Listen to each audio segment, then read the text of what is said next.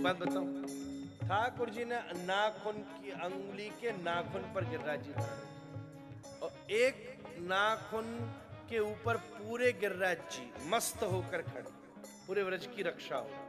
तो जिनको केवल उंगली के स्पर्श से, उंगली भी नहीं, नाखून के स्पर्श से वृक्ष की रक्षा हो रही है, तो जो दूसरा हाथ नीचे है वो नीचे क्यों है?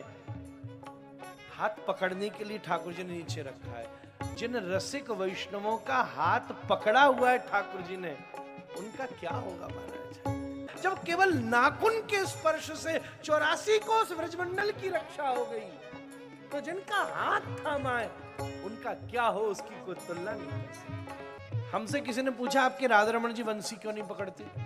पास में धरी है, हाथ में क्यों नहीं है? मैंने कहा मेरे राधा रमन जी ने मेरे प्यारे वैष्णवों के हाथ पकड़ने के लिए हाथ खाली रखे हुए।